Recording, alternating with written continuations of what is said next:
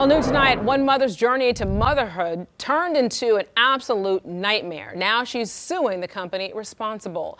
Christina Murray dreamed of becoming a mother, so she turned to the coastal fertility specialist in Georgia for assistance, and she eventually became pregnant. But within seconds of giving birth, she knew the baby she carried for 9 months wasn't hers because he was African American. Take a listen. My first thought is, he's beautiful. My second thought was, what happened? Did they mess up the embryo or did they mess up the sperm? And if they messed up the embryo, can someone take my son? Well, that's exactly what happened 5 months after giving birth. DNA tests and tests from the clinic. Murphy then had to be able to give him up to his biological parents. Now she's suing the clinic for the mistake they made and the pain they caused. I mean, this is just unbelievable. Let's bring in Chief Legal Correspondent Clive Rhodes to this conversation. So just what a heartbreaking story when you think about that, especially that you had to then take care of a child for months after giving birth and that love that you have as a mother. But what regulations are we looking at that the IVF clinics are now subject to? Well, I mean, you got to look at this, not just regulations. What type of laws have they broken? I mean, you have to care, and I will say the law is short.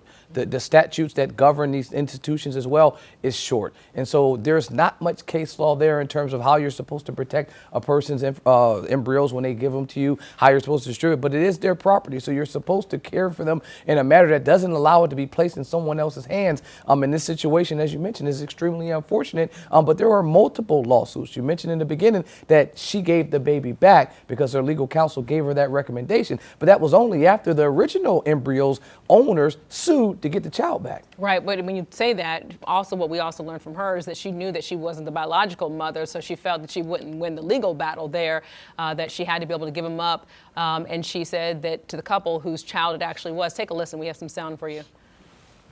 I can tell you that carrying a child who is not yours unknowingly, loving them, creating a whole life for them, birthing them, knowing they're not yours, loving them anyway, and wanting them, I honestly would have just chosen not to become a mother.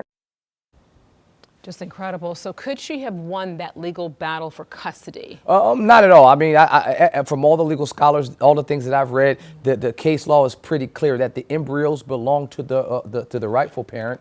And so, yes, she would have lost and she would have had to give the child back. But you listen to a number of things that she talks about, specifically that connection that she made with the child, caring for the child, the heartache that she's been placed in. That's hitting at an argument called intentional or negligent infliction of emotional distress. If you've done something negligently and you've caused me to be in some kind of distress, not just mental distress, not where I'm thinking about it or feeling upset about it, but it's now caused some physical harm where I'm going to therapy, where I'm losing sleep at night, bed tremors, peeing in the bed, all those types of things is what you would want to flush out in some type of case, but she's hitting on all the right things. So while she would have lost the original case to keep custody of the child, she clearly will win a case going forward while she sues them for the damage that they've caused her, specifically that bond that can never be replaced. I mean, absolutely. I mean, you have 4 kids. I have 2 kids. Any parent out there knows those first 2 months, 3 months are critical. I mean, that's when you're up all night. You don't have any sleep. You're, tending to the baby 24/7, making sure that that child is alive and well taken care of.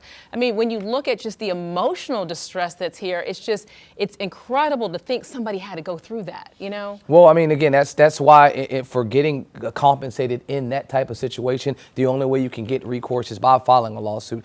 There's not an amount of apologies. The IVF center that had this mishap said that they apologized. They're working with the folks, but typically you're compensated through some type of lawsuit. Yeah, Clive Rhodes, appreciate it. What a heartbreaking story. Thank you so much.